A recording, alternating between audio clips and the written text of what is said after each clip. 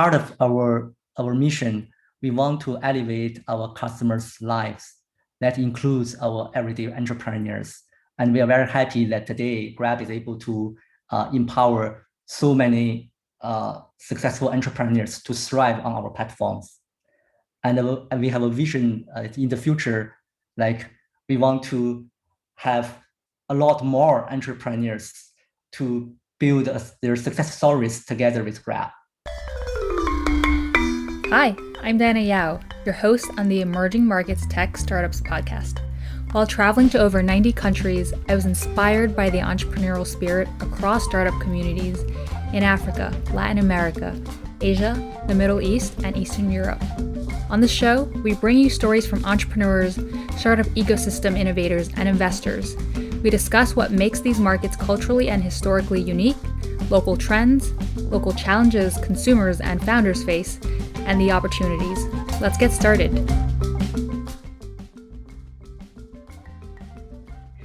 So we have Zhibo today joining us from Grab, and he is the head of product there for their deliveries, but he has been with the company for over 5 years.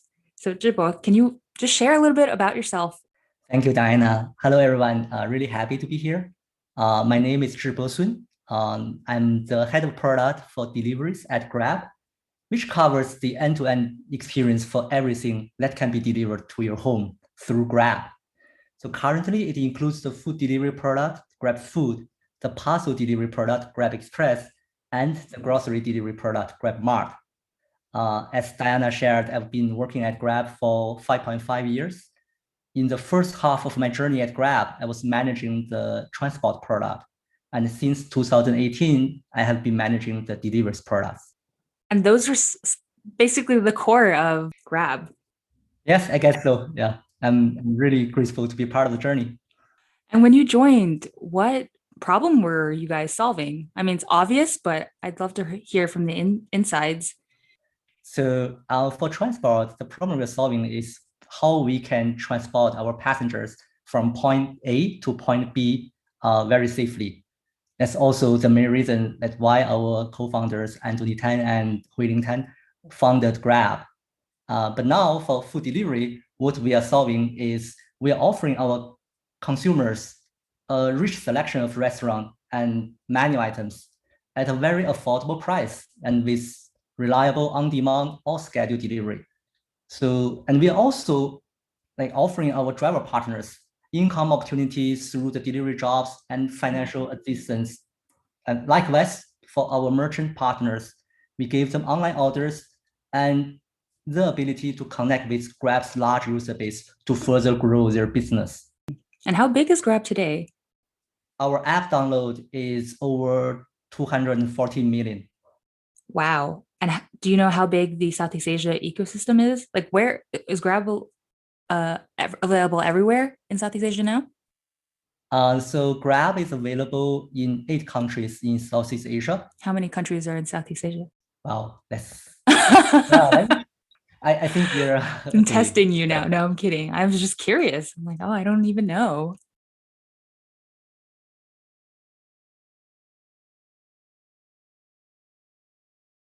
Let me count. So there are Indonesia, Vietnam, Thailand, Singapore, Philippines, Malaysia, Myanmar, Laos, Cambodia, East Timor, Brunei. So 11, I guess. Oh, okay. So the majority of markets. Wow. Wow. And do you know general population? Is it like 400 or around how many millions of downloads you guys already have? I think as a whole, Southeast Asia should have over 650 million people. It's a very sizable market. So if I recall correctly, it's probably the 3rd largest population by region in the world. I think Southern Asia and Eastern Asia have more population than Southeast Asia, but Southeast Asia has more population than the rest of the world. Wow, that is crazy. So all the population is concentrated in Asia. Yeah, Whether it's south. Yeah, totally. most people don't realize that, right? I mean, talk about 1.67 billion in China, and then now Southeast Asia with 650 million, with 200 something of that being in Indonesia itself. Mm. So those are drawing numbers that us sitting in Silicon Valley don't realize the extent to how big the populations are, but more importantly, the speed of income growth, the speed of how Southeast Asia has caught up to join the middle class is even more key. That this is a population that's growing in spend and has more disposable income to spend on things like Grab Express, Grab Mart. You guys are becoming the giant trying to cover everything. And did that come out intentionally, or it was you guys were solving one problem and realized there's this other problem that's unsolved, like payments, and then started doing that? Like what caused you guys to have so many product lines? So initially we started by solving the transport problem. Mm-hmm. Then later on, we were tackling food and payment. And one thing led to another, then yeah, we decided to go for a super app strategy that essentially we are trying to solve the day-to-day customer needs and empower everyday entrepreneurs here in the Southeast Asia. Interesting. And talk a bit about the empowering everyday entrepreneurs. Because I feel like that's not always part of the story at ride sharing companies here in the US. But I hear this from Grab, I hear it from Gojek that that is what motivates them on a day to day to get out of bed to accomplish their mission. So what is how does Grab see that? Why is that important to them? I think it's part of our mission. We want to elevate our customers' lives. That includes our everyday entrepreneurs. And we are very happy that today Grab is able to empower so many successful entrepreneurs to thrive on our platforms. And we have a vision in the future, like we want to have a lot more entrepreneurs to build their success stories together with Grab. And we are working very hard towards that mission. So that's very, very exciting. Let's move over to understand the market and Southeast Asia. You guys are in over 8 countries in Southeast Asia of the 11. What are 3 things people should know about the market, its people, cultural norms, preferences that you haven't seen in as the same in the West? As we discussed earlier, Southeast Asia has many different countries, and these countries have different cultures, languages, and economic developments. It's actually very important for Grab and our product team to design a hyper-local service for our customers. So I think the first thing I would like to share is our largest market, Indonesia. I think Indonesia today has more than 270 million population. And our Indonesian customers, they speak a language called Bahasa Indonesian, and they enjoy eating with friends and family, gathering over spicy and savory food. So when you visit Indonesia, you'll see that many of them wearing batik clothes, which is traditional Indonesia fabric. So I myself have multiple nice batiks, and I typically wear one on Thursday. Because Thursday is called Batik Thursday at Grab for the product team. That is a 5-year tradition, just to remind us that we need to respect and remember the local cultures. And the second thing I can think of is a motorbike. Motorbike is one of the most commonly used types of vehicles for daily commuting in countries like Indonesia, Vietnam, and the Philippines. That is why we launched Grab Bike, our motorbike hailing services in these countries. Today, you can see our Grab Bike drivers in Grab's green uniform everywhere in the countries. And the last thing, although our customers across the different countries, they have different habits, but one thing is common. They all love food. I'll let you give a guess. Do you know what is the most popular food in Southeast Asia? Is it what is the chicken dish you guys have in Singapore? Very close. What is it? Yeah. The chicken dish, you're very close. Across the market, fried chicken is actually it's the favorite food that really stands out in our region. That's a popular food here too in the US. It seems like a global thing. Yeah, I guess so. And bubble tea is also hugely popular among our consumers. We've had this crazy huge pandemic in the last year. How's that affected the business? COVID in 2020 had a huge impact to my team and the business lines that I was managing. Last year people they couldn't go out and they needed a way to access daily essentials from home. Some shops that were considered non-essential services had to close temporarily last year. And restaurants had to restrict their dine-in services. Wow. So you guys were the bridge to all these businesses then? Yeah. So, our driver partners, at the same time, their income took a hit because, the commuting, the transport business pretty much stopped. So as a company, Grab needed to quickly pivot. So we need to think about how we can serve our customers better in the new norm. So the whole company stood behind the delivery business so that we could scale our services, so that we can roll out features faster, so that we can automate more processes such to support our merchants, our driver partners, and our consumers. And last year, we also launched a new service called GrabMart, that is grocery delivery services, within a very short period of time. How short? 3 months. You must have been working like 20 hours every day for those 3 months. It's fun time looking back. Yeah. The stuff you're working on, Grab Food, GrabMart, and Grab Express, was a huge savior to the economies there, right? One, you were helping these businesses continue their business despite having to close the physical store. You serve as the bridge to the consumers and the business. And I'm sure while the transport business was going down, the food, mart, and express business was just spiking up like crazy. So your product was probably the most pivotal in the last year and in the last year. Do you see that since last year, that trajectory has changed, where now delivery services has become a norm and will continue to grow?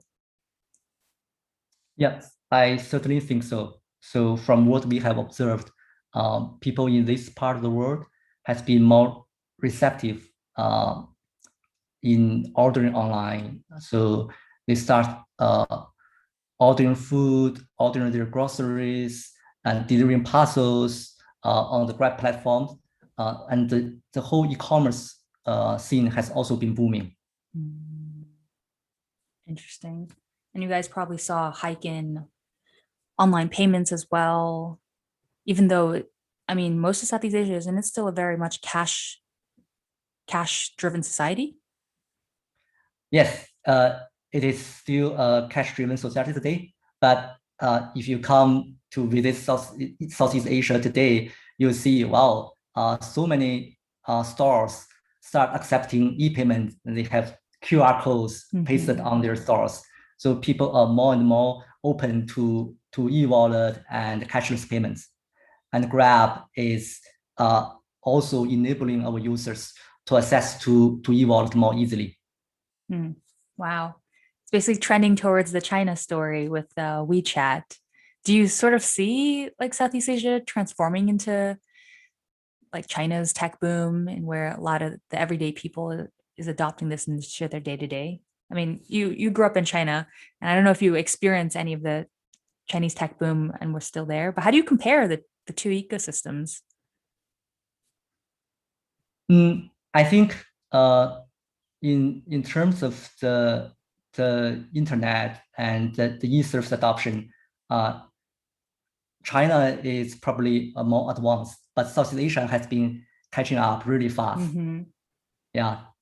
And I hope with tech companies like Grab, we can empower our users in Southeast Asia to really get access to the latest technology. Yeah, and I hope we'll be able to lead the way for the world in the future. You are doing that today. I mean, Grab is the most well-known company, company in Southeast Asia, right? Yeah, yeah. I think Grab is commonly known regional players for Southeast Asia, and we do have a very large user base here.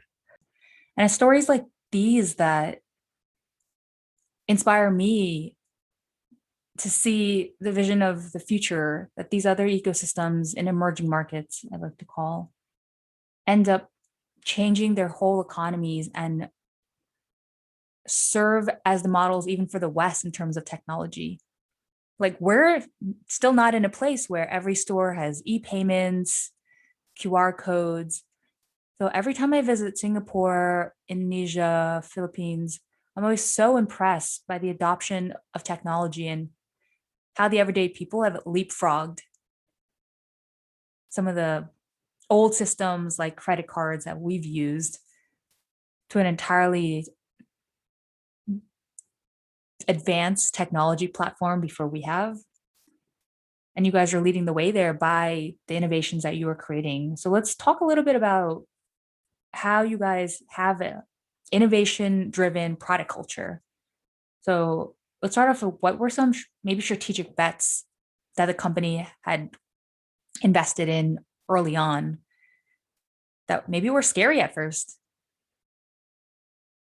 I'll probably share a product that I worked on earlier at Grab.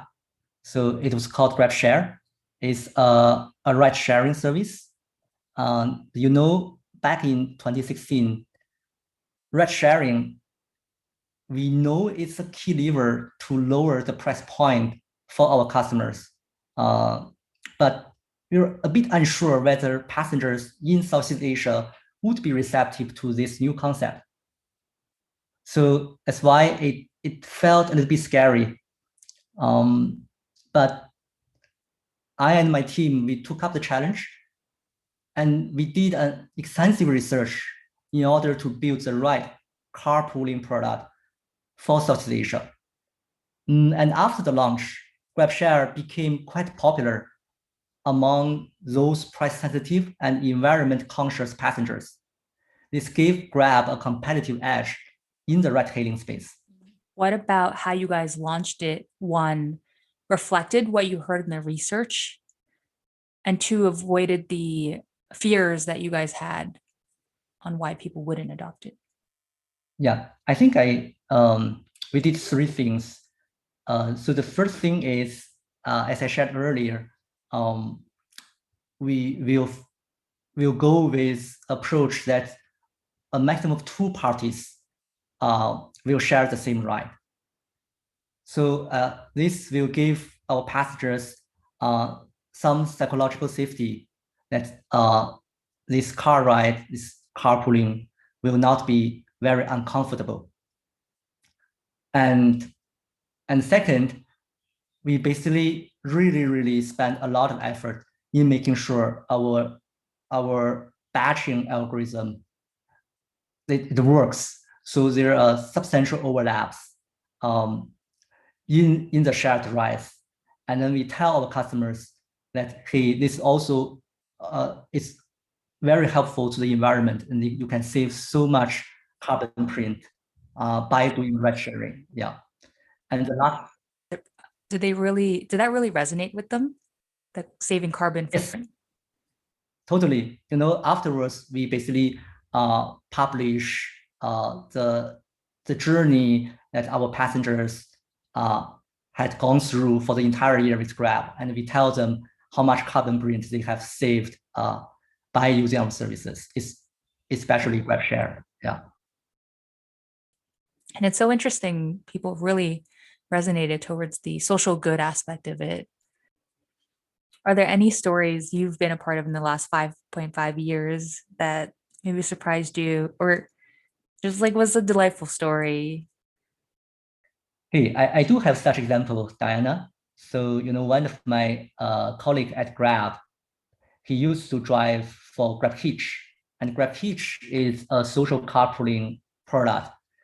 What it does is if you go to your office every day by car, so you drive yourself and you don't mind if someone else hitch, then basically we can provide the matching and then and you can be a hitch driver on our platform and also earn some income. So yeah, so the delightful stories I was referring to is my colleague, while he was driving for Grab Hitch, he actually met his wife. Oh my God. What happened? Yeah. So yeah, so he gave a hitch to this lady, and we encourage the hitch driver and passenger to chat to each other during the ride. During the ride? Oh, okay. Yeah, okay. yeah, because we encourage interaction for such social ride sharing. How do you guys encourage that? So basically, it's through the product education. We tell users that he is actually the hitch drivers like to interact with the passengers, and we encourage them to sit in the front seat instead, so they can have a more engaging ride. Yeah, and it feels like driving a friend instead. Yeah, and for this particular instance, well, this hitch driver, my colleague, and his wife now they fell in love during this hitch journey. Yeah, it's a wonderful story. Wow. Hashtag, yeah, life impact. But that's so true. I mean, ride sharing can be an intimate experience. I've sat in Uber rides before. We're talking to the driver who've had amazing life stories, and I just get so inspired. I've had friends who have met random people sharing an Uber pool and becoming like best friends with them. So part of Grab's story is just connecting people as well, people that might have never met each other in any regular scenario. Didn't Grab also have these campaigns, these like durian campaigns that it became really famous for? Like, what are some other wonky things you guys have delivered? Yeah, we deliver many things, and I like durian. I love it. You're one of the few in the world. Yeah, and we do run Grab durian campaigns every year, where we deliver durians, high quality durians to our customers at a very attractive price. Yeah, and I think in one year, can't remember which year it did. I was part of the team, so I was delivering durians to the customers. You were the driver? And, yeah. No, I was in the vehicle. So the driver, he gave me the ride to the address of the passengers. So not passengers. So basically, the driver he drove me to the location. So then I delivered the durian to our customers. And is that part of the culture where every like month you guys do deliveries? For example, that's part of the DoorDash story, right? The CEO was on a podcast episode, and he's like, a key part of our company culture is that everyone is forced to empathize with the customer. By every month they have to do at least one delivery order. Do you guys have something like that, or how do you stay involved and empathetic with the day-to-day user? Totally, yeah. And I met Tony Xu before, and like his spirit of like going to the ground and delivering for the customers inspired us. And at Grab, we actually have something similar. We emphasize on this the 4H principles: hunger, honor, heart, and humility. Yeah. So this year, 2021, we have taken one step further to define what exactly each H means at a more granular level. So now we call it the Grab way. So I'll take hunger as an example. So just now you mentioned like going on the ground, right? It's actually part of the hunger. Yeah. So we understand that achieving our vision and mission requires the grit and drive, and it is critical to personally go to the ground, experience the problem, and talk to our customers. For example, at Grab, during our onboarding sessions and the work anniversary reboarding session, every Grabber needs to come online and deliver food for our customers. And we have got so many useful insights and feedback from those sessions to improve our products. And so every year, every Grabber will need to do it. So because the reboarding session, which happens during our work anniversary. So every anniversary, we reboard ourselves. What is that process like? I've never heard of that. Yeah. So basically it's also part of the work anniversary celebration. So those Grabbers will get together and we'll learn the new things about Grab and review our cultures and share stories. And as part of the program, we'll also deliver food for our customers. So just to gain the ground truth. And this is every year. Like you've been there 5.5. You've done this 5 times now. Yes, 5 times now. And looking forward to the 6th one. That is so cool. I love that. Because exactly like you're saying, we can't forget, who we're building this for. And I know in our culture, we make sure to bring everyone down to the ground, especially the engineers who sometimes are a bit further from the user. Because at the end of the day, people are motivated. Like my manager was like, people would only be willing to stay up until 2 to like finish some big product thing for a user if they can picture that there's someone at the other end using it, being impacted. Totally, that's very important. And at Grab, it's not just for the tech team, it's for every function, every Grabber. And just last week, we also organized a virtual immersion sessions. So because this time around, we can't really travel to another country, but we know it's very important to know our customers in different markets. So what we did is we asked our local Grabbers to organize a session to talk to our users. And then we are using Zoom to interact with customers in different countries. So we call it virtual immersion, and we are doing it for every single country. Oh my God, it just gave me such a good idea. We've also suffered in the last months not being able to meet our users, and engineers are starving for those insights. So I might just implement that. Yeah, we just got to find the users.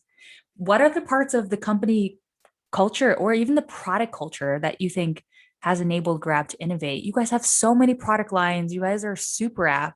Like what really enabled that speed? I think another important culture aspect of Grab is we want to encourage experiment. So part of the hunger principles also encourage the team to always kaizen in big and small ways to continuously improve our product and ourselves as well. So we want to encourage experiment, and we also recognize that with experimentation, it will come failure, and that's okay as long as we own up to it and learn the lesson. So for all the product rollouts, we are doing a lot of A/B testing and experiments just to validate our hypothesis and see whether our product are making the right impact for our customers.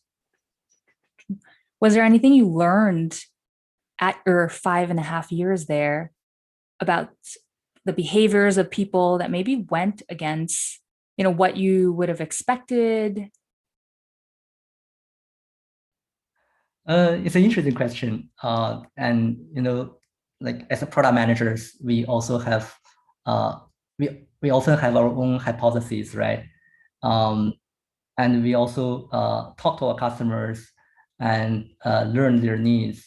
And there would be instances that actually what we do is slightly against the norms of what people say. So that's what you're asking, I guess. And I can give you an example. Actually, is a rather recent example. ever since I started managing the delivery business, there have been many requests, both from our internal stakeholders and external customers. Is for using a larger full screen with photos just to represent a restaurant in our GrabFood homepage. And it's quite intuitive because it can offer a more immersive experience for our users. Well, while we agree that such a large photo banner could be more appetizing for a particular restaurant, our actual experiment results showed that customers value the selection, and they displaying more restaurants on one screen with relatively smaller photos yielded better conversion rates, especially in countries like Indonesia. So you see like customer preference for a larger restaurant is actually different from what the experiment results show to us. So hence, we're still using smaller size photos today, but we allow our customers to tap and zoom in to see a larger full-size photo. That's the importance in the restaurant of menu experimentation. page. Our culture is obsessed with it. And sometimes I'm like, why? This is so obvious. But exactly to where you're saying, sometimes people will tell you their preferences, but their behavior will show differently. And at the end of the day, that is the source of truth, right? Seeing what people do and not necessarily what people say. Because us as humans, yeah, we always have a tendency to aspire towards being one way, but how we act and our habits takes us in another direction. So that was a really great example. Can you walk me through like when one of these new product lines are created? Is it coming from an experimentation methodology, or it's one thing, something top down, where Anthony Tan, the founder, is like, I really believe we need to invest in deliveries and go do it. Like, what does that look like, that process? I think it will be a combination, and we always encourage our team members to do experiment and propose new ideas. The GrabMart vertical, for example, was initially from an experiment we run. Like we built the GrabFood platform, but apart from delivering food, we were thinking about what else we can deliver to our customers, and shall we try something non-food? So then in 2 countries, we started running experiment to deliver non-food items, and that basically laid the foundation for the GrabMart business line. What led you guys to want to even explore there? Like, was there an individual who was like, I think this is really big? Was there market sizing done on the product marketing side? So I think it's because we saw a need there. So we saw a customer actually want to buy adjacent stuffs, and we have the technology to enable that with some product tweaks. And we did do some product market fit validations.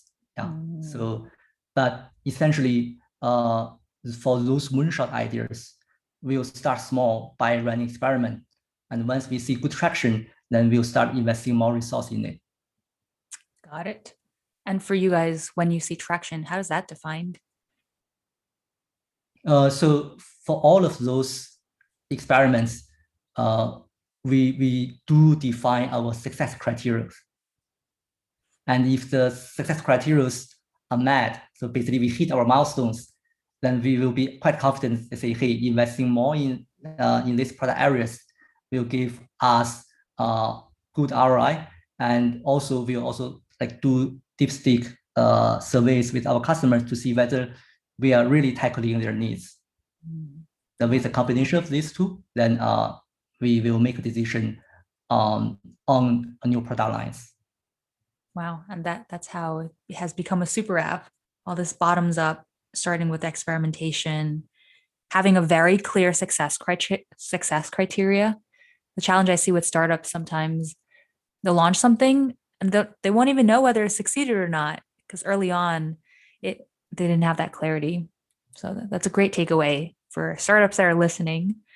Let's cover the last segment because the growth side. We have a bunch of people listening that are growth marketers that are startup founders, and they're always hungry to get the company to scale. And Grab is like the ultimate story in Southeast Asia that has gone there.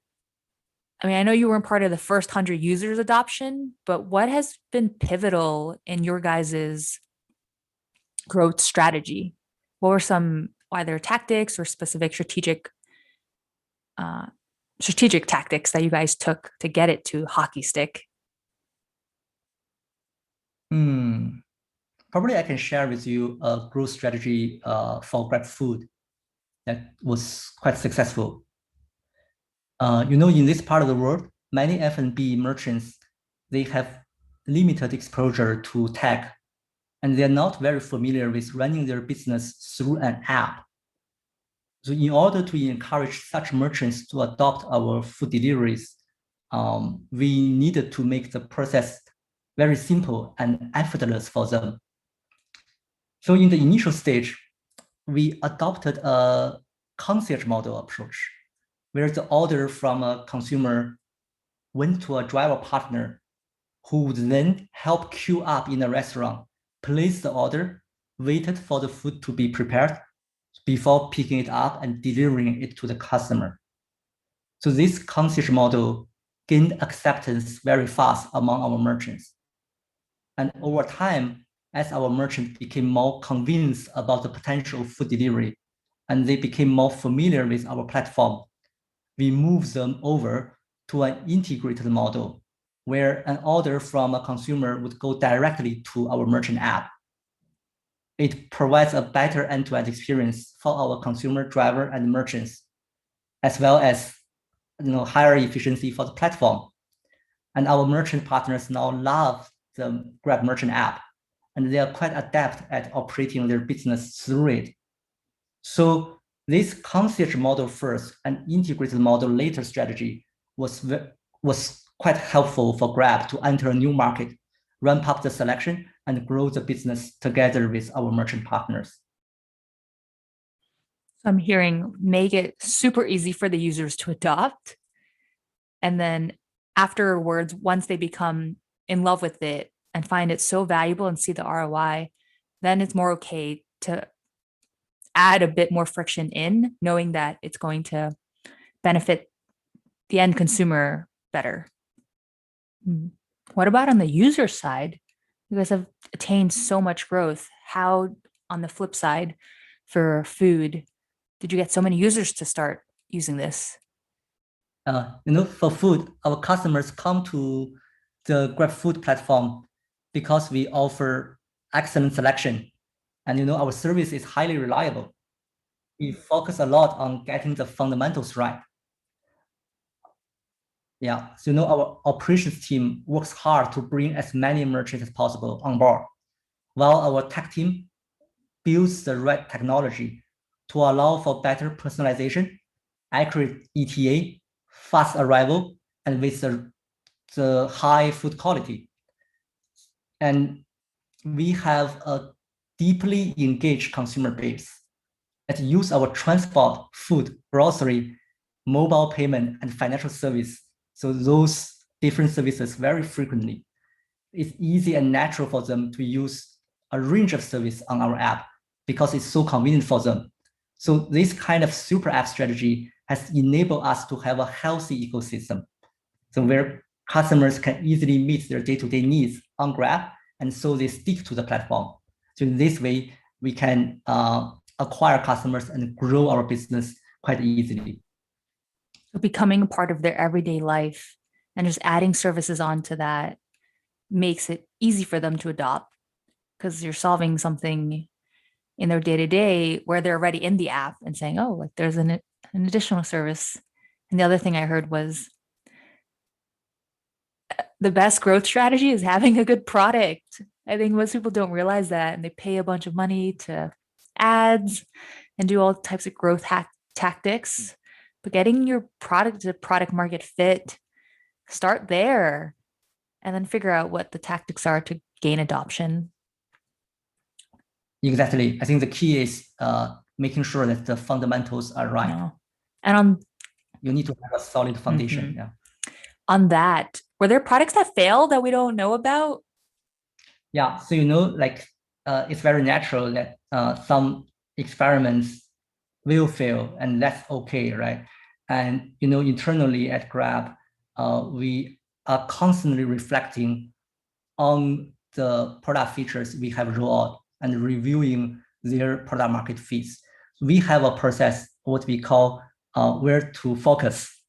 So this WTF process essentially Sorry, that means something else here. it asks so each product team just to review the range of product features we have rolled out, to look at adoption, to look at the success metrics. If we don't see a product market fit anymore, then we'll need to make a hard decision to discontinue these product features. So letting go is also a very important aspect of product management. We have to be the leaders to identify things that are not working and making sure we're not investing in the spaces that have zero or low ROI is part of our leadership responsibilities too. That's a really good call out. Interesting. Were there any big milestones that has happened in the last 5.5 years, like looking back, walking down memory lane, that you were especially proud of, whether you personally contributed to or the company? So, just now I talk about GrabShare, I talk about the Grab food business, the delivery business. So I'm proud of all of those. There's another product that I'm quite proud of, and it's actually a very important milestone of Grab's growth journey.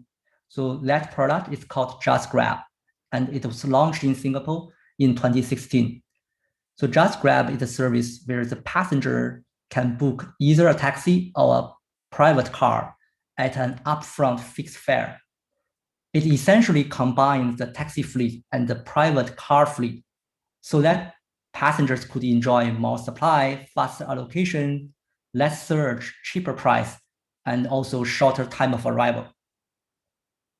Even for taxi and private car drivers, they can enjoy more job opportunities. It is a win-win initiative. So this was an entirely new concept that we introduced in Singapore back then, and we needed to get taxi operators' support and regulators buy-in.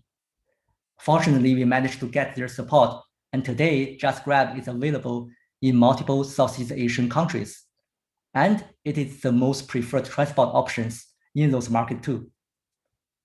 Interesting. So you guys successfully brought on the taxi fleet onto your guys' supply. That's right. Wow. Actually, Grab started as Grab Taxi, and later on it expanded to private ride hailing as well. Oh, so that's where you guys started. Interesting. That is something to be proud of, because as you've seen across the world, other competitors struggle. They're always struggling with local regulations and working with the taxi companies, trying to sue them and trying to, get their market share back. So that is really powerful. You guys came up to, were able to collaborate together and grow this pie, rather see it as rather than having them see it as exploitative. Yeah. This has been so wonderful. Last question for you. What is Grab going to look like 5 years from now? You're going to be there almost 11 years by then. Well, it is really hard to predict, as 5 years is a long time for a startup like Grab. We know that we strive to help everyday entrepreneurs to thrive and elevate our customers' lives. So one thing I'm certain is that we would be pleasantly amazed by where Grab will be at in 2026. That's going to be so exciting. You guys have already done so much. I'm kind of like, what more? But That's your job to make sure the company is always innovating in spaces that consumers can't even imagine. So thank you so much for sharing the insides of Grab and for everyone to get insights into a company that has scaled tremendously and that Southeast Asia is really proud of. So thank you so much for your time. My pleasure. Thank you for having me here. It's nice talking to you, Diana. Thanks for joining us today on the Emerging Markets Tech Startup Show. If you have questions, comments, requests for me to cover an emerging market, or want to be connected with today's guests, leave me a comment in the reviews or find me on Twitter @DianaYao. Until next time,